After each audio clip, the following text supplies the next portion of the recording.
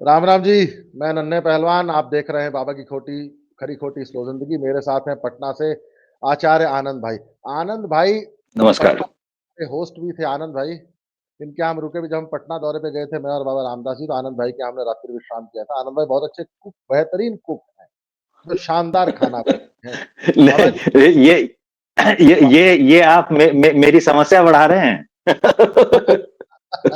पापा जी की वजह से नॉनवेज नहीं हम लोग खा पाए, लेकिन अगली बार मैंने आनंद भाई से वादा किया कि अगली बार जब बिहार आऊंगा तो अकेला आऊंगा और आपके यहाँ मैं बैठ के नॉनवेज खाऊंगा आपके यहाँ को। आनंद भाई आपको बहुत बहुत बधाई हो। आप वो चंद लोगों में से थे जो बीजेपी को ये कहते थे कि प्रचंड बहुमत आएगा। मैंने सारे राष्ट्रवादी पत्रकारों को देखा, राष्ट्रवादी यूट्यूबर्स को देखा, सबने ये कहा था कि बीजेपी जीत रही है, मतलब 130 40 50। आप, मैं और बाबा रामदास, मुझे लगता है हम वो तीन लोग थे जो हम कहते थे कि नहीं, थंपिंग मेजोरिटी होगी, लैंडस्लाइड विक्ट्री होगी और 180 पार होगा। और मुझे याद है मैंने आपके साथ एक शो किया था, उसका लिंक भी डाल दूंगा डिस्क्रिप्शन बॉक्स में, जिसमें आपसे मैंने कहा था कि आनंद भाई अगर 44% का मार्जिन, अगर रिकॉर्ड टूटा और तेजस्वी यादव 34-35% पे रहेगा, मतलब अगर 10% का मार्जिन आ गया, 10% का फर्क आया वोट में, तो बीजेपी 180 पार जाएगी। और देख लीजिए आपके और मेरे सामने है 200। ओवरऑल वैसे 200 कितनी, पार। तो पार हो गई। 200 पार हैं। तो अरे 200 भाई पार। देखिए, राजनीति में, बिहार की राजनीति में हम लोगों ने सभी लोगों से कहा था कि राजनीति आपको अभी नजर नहीं आएगी, क्योंकि वोटर जो है ना, बिहार का वोटर क्या है, देखिए वोटर में आप एक चीज समझिए बिहार के वोटर में, कि यहाँ जो वोकल वोटर है वो यादव समुदाय का है, वो भूमिहार समुदाय का है। इस बार भूमिहार समुदाय में से 8 लोगों को टिकट दिए थे। आपके क्या कहते हैं, आरजेडी वालों ने काफी ज्यादा डोरे डाले थे भूमिहार समुदाय पे। तो भूमिहार वोटर का एक बड़ा वर्ग जो था वो उसकी तरफ झुकाव रखता था। ऐसे ही यादव वोटर जो है वो ट्रेडिशनली आरजेडी की तरफ झुकाव रखता है, और ये बहुत वोकल वोटर है। ये आपको कट्टा लहरा करके स्टेज पे चढ़ करके और तेजस्वी सरकार बनता हो, यादव रंगबाज बनता हो गाता हुआ दिखेगा। तो ये जो वोकल समुदाय है इसकी सुनाई देती है जब तक आप शहर में रहते हैं। तो शहर में भी आपको अंदाजा हो जाता है कि अच्छा 10-15% लोग ही हैं जो चिल्ला रहे हैं कि आरजेडी आएगी, आरजेडी आएगी। बाकी जो 80% लोग हैं वो बहुत खामोशी से डिसाइड कर रहे हैं। तो ये जैसे ही फील होता है किसी भी पत्रकार को, जो कि आसानी से फील हो जाएगा, कोई भी डिसेंट एनफ पत्रकार है या कोई भी नॉर्मल व्यक्ति जो पूछताछ करने निकला है राजनीति के बारे में, उसको ये फील हो जाएगा। तो शहरी क्षेत्रों में जैसे ये फील होता है तो आपको ये पता चल जाता है कि भाजपा जीत रही है। जब आप ग्रामीण क्षेत्रों में लगातार सफर कर रहे हो तब आपको पता चलता है कि एक बहुत बड़ा बदलाव हो गया है। जैसे एक जो बड़ा बदलाव मुझे दिखा था, जो मेरे लिए शॉकिंग था, या मुझे समझ में आया कि ये तो शॉकिंग बदलाव है। तो वो शॉकिंग बदलाव क्या था कि हम हरनौत गए थे, और हरनौत एक काम के सिलसिले में गए थे जहां 50 के लगभग महिलाओं को कृषि पर ट्रेनिंग देनी थी। तो जिस दिन वो ट्रेनिंग हो रही थी उस दिन उन 50-60 महिलाओं से जो बात की, तो उन 50-60 महिलाओं से बात तो की, और भी कई महिलाएं वहां पर इकट्ठा दिखी एक दफ्तर के पास। तो एक दफ्तर के पास इकट्ठा दिखी बहुत सारी महिलाएं, आमतौर पर नहीं दिखती हैं। तो हम भी पूछने चले गए कि क्या हुआ है, क्या हंगामा हो रहा है, कुछ नया ताजा कुछ हो रहा है क्या। तो पता चला कि बिजली उनके गांव में कई दिनों से नहीं थी, ट्रांसफार्मर फूक गया था, और ट्रांसफार्मर फूकने पर आमतौर में बिहार में ये 15 दिन की व्यवस्था होती है। ट्रांसफार्मर फूक गया है इसका मतलब जो बिजली विभाग में आप जाएंगे, कहेंगे, और बिजली विभाग वाला जो होगा वो कहेगा कि देखिए नया ट्रांसफार्मर आने में 14 दिन तो लगेंगे, तो 14 दिन तक आप लोग जैसे तैसे काम चलाएं, हम लोग इंतजाम कर रहे हैं कुछ ना कुछ। अब क्या है कि बिजली वगैरह की व्यवस्था बहुत बदल चुकी है बिहार में। तो ये बिजली की समस्या पर जो महिलाएं वहां आकर के इकट्ठा हुई थी, ये सारी जो है बकायदा गालियां दे रही थी जदयू को, नीतीश कुमार को, स्थानीय जो नेता थे उनको, ठीक है, बकायदा गालियां दे रही थी। वैसी मोटी मोटी गालियां तो हम लोग नहीं इस्तेमाल कर पाए, जैसी मोटी मोटी गालियां वो ग्रामीण महिलाएं इस्तेमाल कर रही थी इनके लिए। मतलब इनके दादी नानी और पता नहीं और कितनी पीछे की पीढ़ियों से हाँ हाँ निकट संबंध वो स्थापित किए जा रहे थे। ये समस्या 2 दिन के बाद सॉल्व हो गई, बिजली की उनके गांव की समस्या जो थी। उन्होंने आकर के हंगामा, हो हल्ला हंगामा किया बिजली के दफ्तर के बाहर, और जिस समय हम देख रहे थे उस समय हंगामा वो कर रही थी। 2-3 दिन के बाद वो मामला सॉल्व हो गया, और करीब करीब 1.5 महीने बाद, इस घटना के 1.5 महीने बाद, अभी 15-20 दिन पहले, मतलब चुनावों से 15-20 दिन पहले दोबारा हरनौत हम गए थे, काम से अपने गए थे। तो उस इलाके से जब गुजरना हुआ तो फिर से उन्हीं महिलाओं से हमने पूछा कि भैया बिजली बिजली तो ठीक हो गई आप लोगों की, तो अब किसको वोट पड़ेगा? तो जैसे ही हमने पूछा किसको वोट पड़ेगा, तो बहुत सीधा सपाट सा जवाब आया, तीर छाप पर जेते। तो हमने पूछा तीर छाप पे, अभी तो आप लोग जो है वो कह रहे थे कि नीतीश कुमार बढ़िया काम नहीं किया, बिजली कटा हुआ है। कहीं नहीं नहीं, वो एक काम में ना दिक्कत था सर, बाकी सब कुछ तो देवे न किया है। देखिए साइकिल वही न दिया है, तभी ना बच्चा लोग स्कूल जाता है। देखिए कपड़ा वही न देता है, सब कुछ तो वो सरकारें कर रहा है, तो सरकार बहुत बढ़िया है। ये यादव लोग बहुत तंग करता है। किसी और गांव में जाइए, किसी जो दलित अच्छा, आबादी वाला आनंद भाई, हो। मैं आपकी बात को थोड़ा-सा काटूँगा, आपको मेरी आवाज़ सही आ रही है ना? जी जी बिल्कुल आ रही है। आनंद भाई, जो आपने बात कही ना, ये नीतीश कुमार को महिलाएँ एक मुद्दे पे गालियाँ दे रही थी, लेकिन बाकी मुद्दों पर उसकी सराहना भी होती है। मैं ना एक ज़रा दूसरे पॉइंट आपसे बात करना वैसे चाहूँगा। नहीं समझिए इसको, 15 दिन पहले वो गालियां दे रही थी, 2 महीने पहले वही महिलाएं गालियां दे रही थी, और 2 महीने बाद जब चुनाव का टाइम नजदीक आया, वोट डालने का टाइम नजदीक आया, तो वो पलट चुकी थी। वो कह रही थी कि नहीं, वोट तो नीतीश कुमार को ही देंगे। जी, नाराजगी थी इतने दिन तक, तो पहले कभी थी तो थी, वो भूल जाओ। मेरा आपसे आज इस चर्चा में मुद्दा ना थोड़ा-सा इससे हट गया कि नीतीश कुमार क्या काम कर रहे हैं, नहीं कर रहे हैं। भाई 200 सीट 243 में से जिस पार्टी की आ जाए, तो खराब है कि अच्छा है, ये इस पहलू पे तो चर्चा करनी ही नहीं चाहिए। मतलब हर 6 विधानसभा में से 5 बीजेपी जीत गई। इसको ऐसे आप इवैल्यूएट कर लीजिए, हैं? 85% है, 85%, मतलब जिन जिन सीटों पे ये लोग खड़े हुए, उस पे 85% से ऊपर की इनकी स्ट्राइक रेट है। अब ना 89% मैं पहुंचेगी मेरा भाजपा। आपसे जो सवाल है ना, वो ये थोड़ा डिफरेंट है। एक बात बताइए ना, आज आप भाजपा को देखिए, भाजपा में अजीत अंजुम का एक मैंने लेख पढ़ा। पहली बार उस व्यक्ति ने सच्चाई लिखी। देखिए मैं नहीं, नहीं देखिए, हँसना अपनी जगह ठीक है, आप जो हँस रहे हैं वो भी आपका हँसना भी जेनुइन है। नहीं, नहीं, भाजपा हम इस तीन बार बात गया। से आदमी के लेख पढ़े जाते हैं। हाँ, हाँ, नहीं, इतना मैंने पता है क्यों पढ़ लिया? किसी हो ने जाएगा। शेयर किया था तो मेरी वॉल पे आ गया, किसी मेरे फ्रेंड ने शेयर कर रखा था, तो आ अच्छा। गया। तो मैंने कहा यार कौन आदमी ये लिख रहा है? नीचे देखा कि अजीत अंजुम की। मैंने कहा अजीत अंजुम? फिर मैंने सर्च किया, पहली बार जीवन में अजीत अंजुम फेसबुक पे पोस्ट लिखी है। उसमें उसने एक बात बड़ी सही कही। वो जो कहते थे ना, जाति जनगणना, राहुल गांधी और तेजस्वी और सारा विपक्ष कहता था जाति जनगणना। इस चुनाव में भारतीय जनता पार्टी एनडीए ने जाति जनगणना और जाति की पॉलिटिक्स क्या होती है उसको साथ लिया। मैंने आज एक लेख पढ़ा, उस लेख में कितनी सच्चाई है उसको उस पर नहीं जाऊंगा, लेकिन उसमें लिखा था कि गोपालगंज, सिवान और छपरा बेल्ट के बाबू साहेब ठाकुर राजपूत समुदाय कुछ बीजेपी से नाराज थे, तो बीजेपी ने वहां लगा दिया। गुप्ता जी लोग कहीं नाराज थे तो रेखा गुप्ता को लगा दिया। तेली समाज नाराज था तो नरेंद्र मोदी को लगा दिया। आरा में बाबू साहेब लोग नाराज थे तो पवन सिंह को वहां एकदम लगा दिया, आरके सिंह को पार्टी से निकाल दिया। पार्टी के विरुद्ध विरोध गतिविधियां कर रहे थे। आपको क्या लगता है कि आने वाला 2027, देखिए अब सबसे बड़ा चुनाव उत्तर प्रदेश में होने जा रहा है, 2027 का विधानसभा। पूरे विपक्ष ने जोर लगाया, लेकिन मिला क्या? 6 में से 5 सवाल गलत, 1 सवाल सही। इसको ऐसे भी हम कैलकुलेट कर सकते हैं ना कि 250 नंबर का पेपर था, टोटल मिला जुला के 45-50 नंबर पाने में जो लोग फेल हो गए, अंततः फेल हो गए, 33% स्कोर भी नहीं कर पाए ना। अखिलेश यादव, अब तेरा क्या होगा कालिया? तेरा क्या होगा कालिया में बहुत स्पष्ट जो युवा वर्ग था, यादवों का भी जो युवा वर्ग था, उसने बहुत स्पष्ट तरीके से अपनी बात समझा दी है। और अभी भी जो है ना, वो सेकुलर बिरादरी जो है वो राइटिंग ऑन द वॉल पढ़ने के लिए तैयार नहीं है। मतलब 2014 से हम ये देख रहे हैं कि 2014 से जो साफ साफ दीवार पे लिखी हुई इबारत की तरह, मतलब बिल्कुल बड़ा बड़ा जो पोस्टर लगा होता है ना दीवार पे, जैसे किसी भी शहर में आप घुसेंगे तो स्टेशन में आप जैसे ही ट्रेन से आप किसी भी शहर में एंटर करेंगे, तो वो हाशमी दवा खाना और फलाना चिलाना वाला बड़ा बड़ा दीवार पे लिखा हुआ नजर आ जाता है। ना नजर आए ऐसा हो ही नहीं सकता।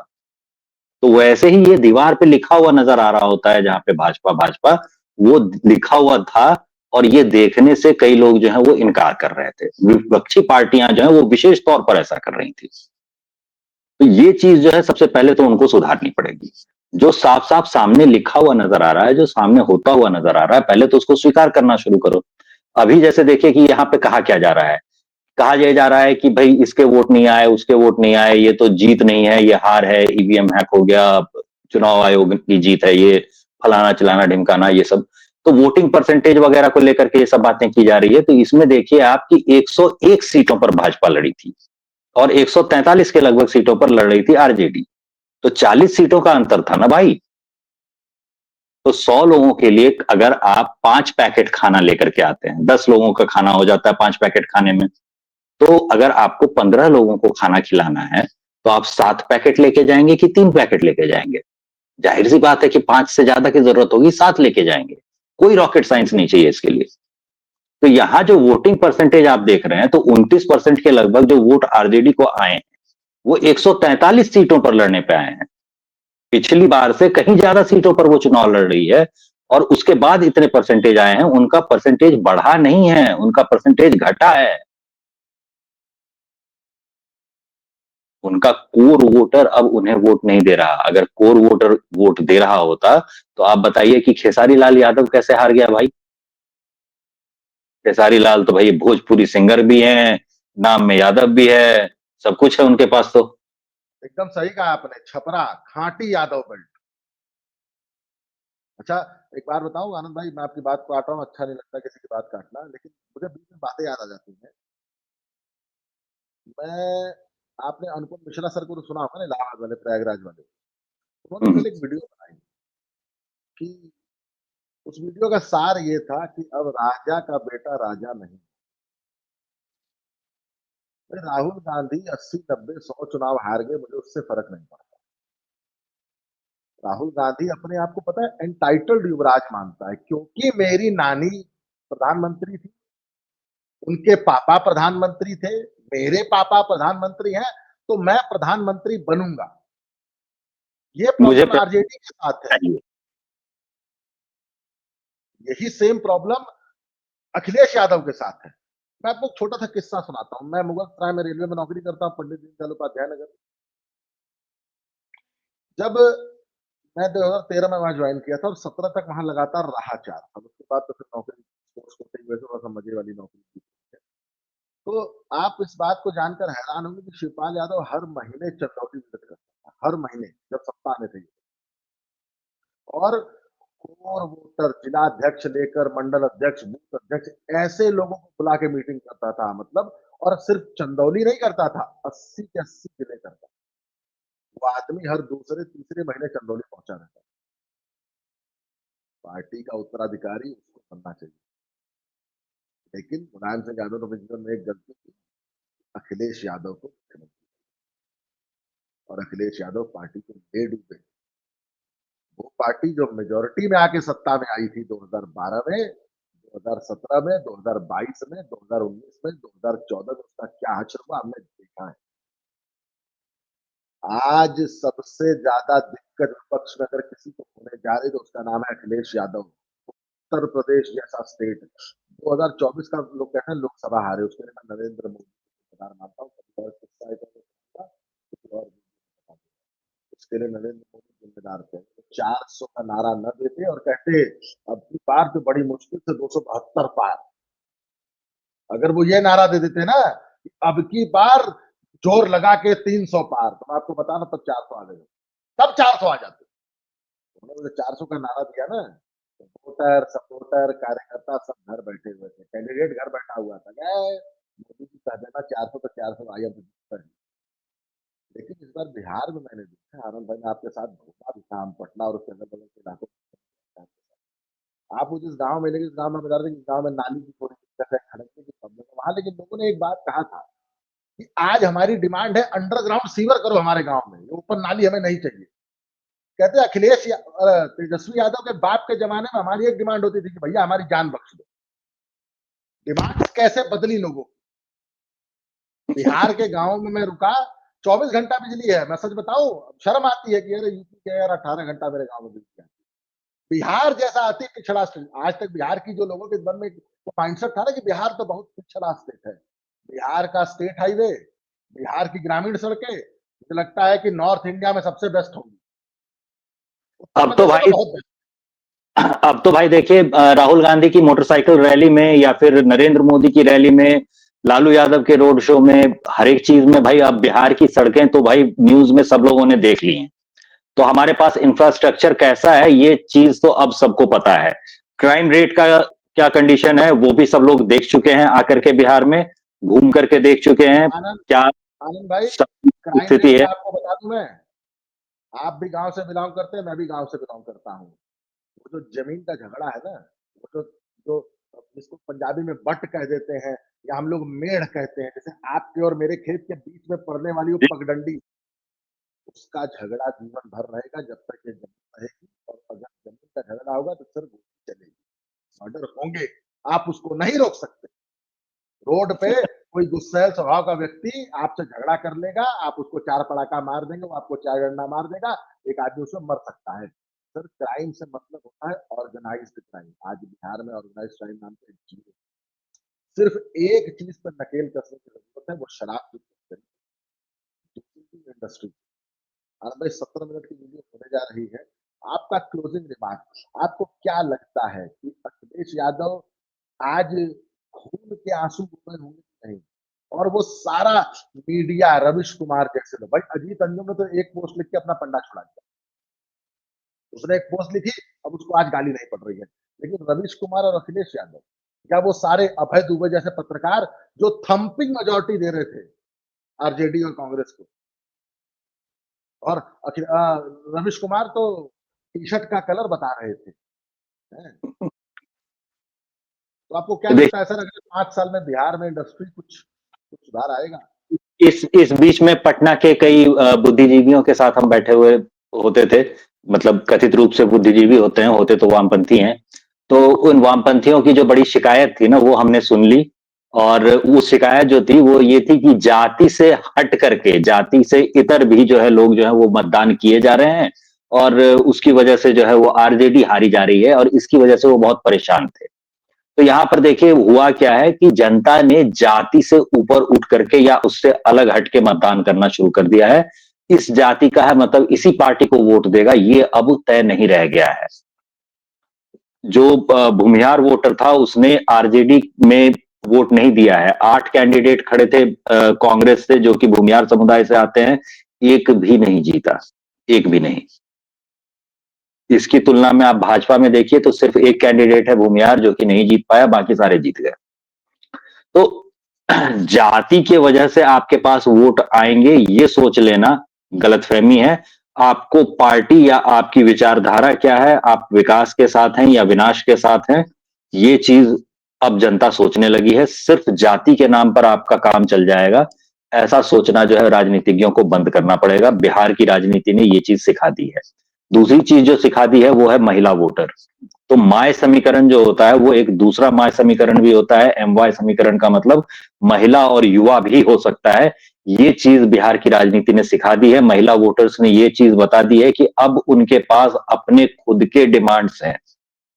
उज्ज्वला योजना अगर आपने बनाई है तो अलग से उसको बताना होगा कि महिलाओं के लिए ये योजना है, उज्ज्वला योजना है, साइकिल योजना है, ये हम 10,000 रुपए जो है वो आपके खाते में ट्रांसफर करेंगे, ये देंगे आपको, वो देंगे आपको। मकान जो है जो प्रधानमंत्री आवास योजना में होगा वो महिला के नाम पे होगा, पुरुष के नाम पे नहीं होगा। ऐसी सारी चीजें जो है वो आपको अलग से अपने मैनिफेस्टो में क्रिएट करनी पड़ेगी। आपको महिला वोटर्स का अलग से ध्यान रखना पड़ेगा। ये एक चीज राजनीति में, पूरे भारत की राजनीति में बदल चुकी है। अगली बार से आप इसे इंप्लीमेंट होता हुआ देखेंगे। चाहे आप बंगाल का इलेक्शन देख लें, चाहे आप कहीं और का इलेक्शन देख लें, अभी तुरंत में जो इलेक्शन होने वाले हैं उन पर इसका असर आपको तुरंत नजर आ जाएगा। इसके अलावा बिहार ने एक और काम जो किया है वो ये है कि थोड़े दिन पहले जो दिल्ली चुनाव हुए थे उसमें शाहाबाद का एक चुनाव था। तो शाहाबाद एरिया जो था दिल्ली का, उस एरिया के चुनाव को हम लोगों को ध्यान से देखने के लिए कह रहे थे। ध्यान से देखने के लिए इसलिए कह रहे थे क्योंकि मोहम्मद नामधारी 4-5 लोग जो थे वहां से खड़े थे। तो ये उर्दू नाम वाले 4-5 लोग जो थे खड़े, इन लोगों ने आपस में मारामारी की, इन लोगों ने आपस में वोट की खींचतान की और 30% आबादी सिर्फ वहां हिंदुओं की है और हिंदू कैंडिडेट वहां से जीत गया। ये चीज दोहराई जा सकती है। 30% भी अगर आप हैं तो ये चीज दोहराई जा सकती है। ये चीज सीमांचल जिस क्षेत्र को कहा जाता है उस क्षेत्र में लोगों को समझ में आने लगी और उस क्षेत्र में अधिकांश जगहों पर लोगों ने ये किया भी है और इसका नतीजा ये देखने के लिए मिला है कि इस पूरे इलाके में भाजपा और जदयू ने बहुत अच्छा परफॉर्म किया। भाजपा ने बहुत अच्छा परफॉर्म किया कहना ठीक नहीं होगा, जदयू ने बहुत अच्छा परफॉर्म किया, भाजपा का भी सहयोग रहा। तो बहुत अच्छा परफॉर्म किया। जो 2-3 सीटें आपको ओवैसी की दिख रही हैं, 2-4-5 सीटें, वो इसी इलाके से आई हैं। तो इस इलाके में आरजेडी को भारी नुकसान उठाना पड़ा है और भाजपा और जदयू जो है वो फायदे में पहुंचने लगी है। तो अगले चुनाव तक हम ये उम्मीद करते हैं कि 30% के करीब जो ये किशनगंज में, पूर्णिया में, कटिहार में, अररिया में जनता है, उसको समझ में आने लगेगा कि हाँ, ये किया जा सकता है। कुछ जगहों पे करके दिखा दिया गया है, बाकी जगहों पर भी किया जा सकता है। तो ये वोटिंग पैटर्न को चेंज करने का, हिंदू एकजुटता का जो नतीजा होता है, उसका क्या परिणाम होता है, वो यहां नजर आने लगा है। तो ये असर जो है वो इमीडिएटली इन इलाकों से सटा हुआ जो इलाका है बंगाल का, उस पर इस चीज का असर पड़ेगा और अगले चुनाव में टीएमसी को ये चीज झेलनी पड़ेगी। हिंदू वोट एकजुट होंगे, जैसे कि भाई वो नॉर्मल अपने वोट बैंक के साथ करती रही हैं, उसके जवाब में जो हिंदू वोट की एकजुटता होगी उसका सामना करना पड़ेगा टीएमसी को। और अच्छी खासी हार जो सीमांचल से सटे हुए इलाके हैं उसमें टीएमसी को झेलनी पड़ेगी। ये बात हम अभी प्रेडिक्ट कर देते हैं, चुनाव की तैयारी नहीं हो रही है फिर भी। तो बिहार से सटा हुआ जो इलाका बंगाल का है, उस इलाके में टीएमसी हार रही है। सर जाते जाते दर्शकों को ना एंटरटेनमेंट वैल्यू कम नहीं, हमारी वीडियो में आपको एंटरटेनमेंट पूरा मिलेगा। सर एक वीडियो हो जाए जाते जाते। ठीक है सर सर देखिए, क्या बात है।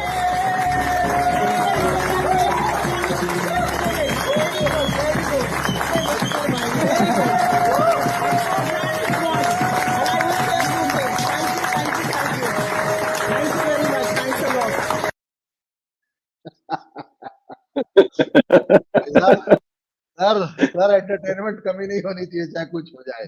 सर आप ये लोग, मैं सच बताऊं तो, सर, अब तो हमें डांस याद आ गया। अब वो डांस, विधायक जी का जो डांस था ना, वो टीवी सीरीज में जो आया था अभी हाल में, उसको उठा करके पोस्ट किए। वो विधायक जी का डांस याद दिला दिया आपने इसका डांस देख करके सर वैसे मैं बताऊं, इस पूरे चुनाव में मैं एक आदमी की कुछ ना हरकतों से बड़ा हैरान था।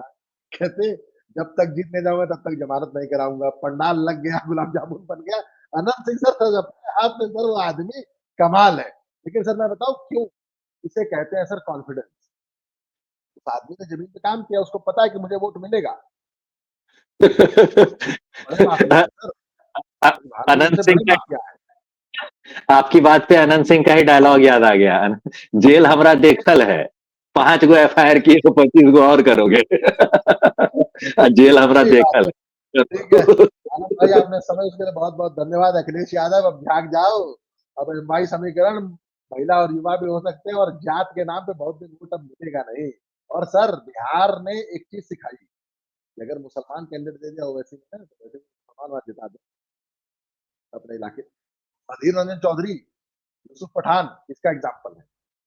धन्यवाद आनंद भाई, आपने बहुत अच्छा समय दिया हमें। अगर आपको वीडियो पसंद आई है तो वीडियो को लाइक कीजिए, शेयर कीजिए, अपने और लोगों को बताइए, और चैनल को सब्सक्राइब कीजिए। आनंद भाई धन्यवाद। जय श्री राम। जय श्री राम।